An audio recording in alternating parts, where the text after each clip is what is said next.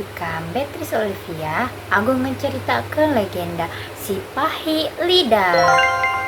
Si Pahi Lidah. Dahulu kala, pas anak muda dijahani pagar kuning.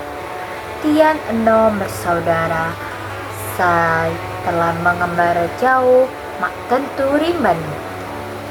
Pada suatu kali, ahli gamai kerajaan Pahalu jama pagar bumi selintas gawa ia kak dapur menilai jemur rusa pagar bumi sina bakal jadi ulun sai sakti.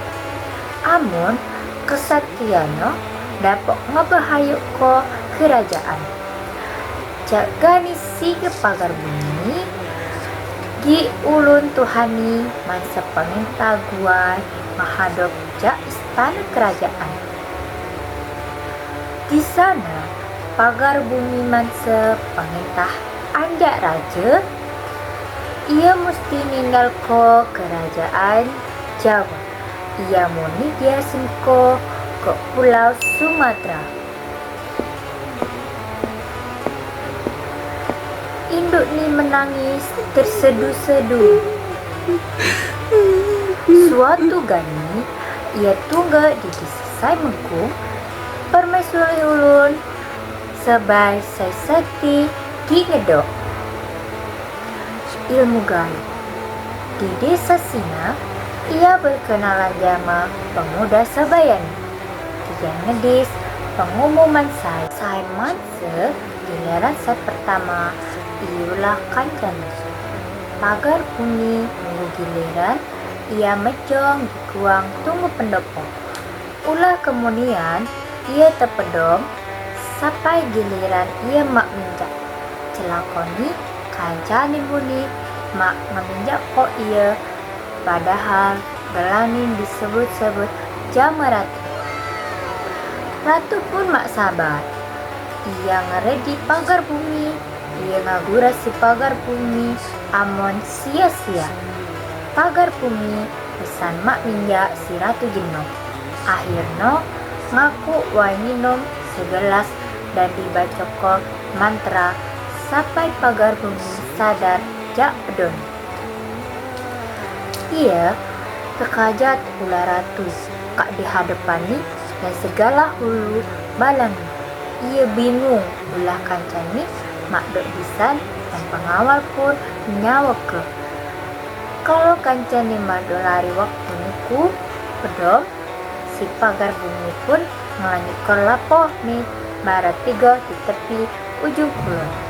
Gua anak raja jenuh hakatawat saiwat kelebihan ni ia dacok menguai pulut sai di depan ni jadi batu. Kabar nasib kedua putra raja tersebut terseluruh penjuru dunia. Kakak Nisai Tuhan Dewi Santi Miwang sedu-sedu ulah duka saya menang. Selama pikir Gana Dewi Santi Tuhan Dewi Santi Miwang tersedu-sedu ulah duka saya menang. Gila pedomi ia mimpi ia diketongi ke buah hulun Tuhan. Dia ngenjak petunjuk cara-cara menghadapi si Pahit Lidah kita bahas kok. Adik Tian saya terkena sihir.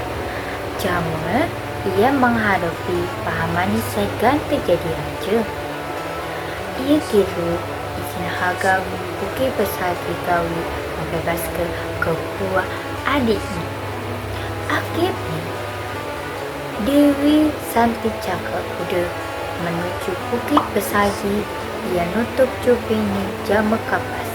Si Pahit Lidah ngeguha. Amun Dewi Santi mak terpengaruh, ia ninggoko api sa dipesan ko jama ulun Tuhan. Tiga diunggap bukit besar. Dewi Sinta heran. Ia melihat burung sai pintar nyanyi iwat muni pohon. Saya dapat mengeluarkan bunyi-bunyian bak musi alami. Amun ia keluk sadar kalau kegantung ni lain dua menghibur ia, melainkan ngebebas ko kebuat adik Nino sai kak jadi batu. Ia geluk mendebah cak kuda sesuai api sai dicawako. Jema ulun Tuhan, ia ngehati ku pangkal pohon mengin di salah satu celah batang pohon. Ia ngaku putih di galoni wat abu-abu.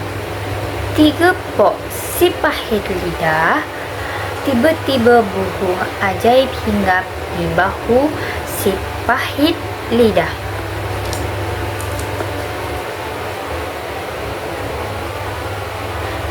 Dan coba gohok lagi, sang putri langsung menyumbat mulut si pahit lidah jama kapas. Segado sina ia naburko abu anjak kotak budak ulun-ulun sai kak ngebatu.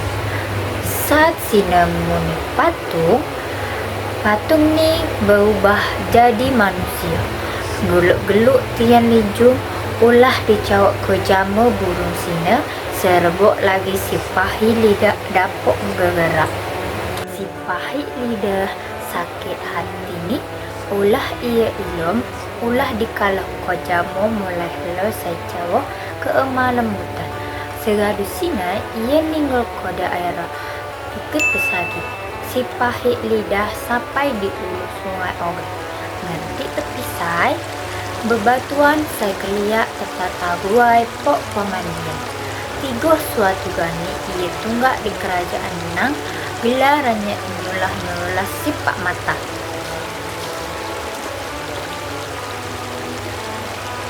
Si pahit lidah telingu kebun milik raja sai dijamu teluk-teluk tetangga. Ulah ia harus ia pilih jeruk. Mak dijuk jama penjaga kebun, ia raba dimarah jama raja. Si pahit lidah pun marah.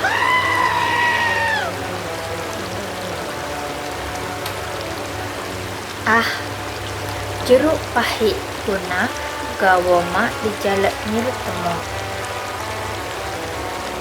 Jemoni raja marah.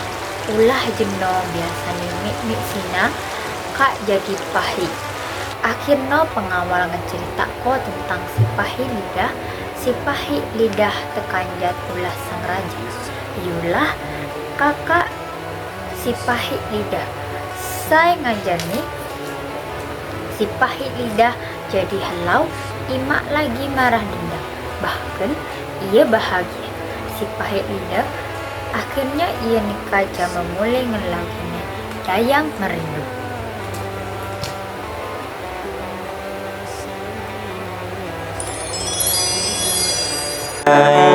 Mauna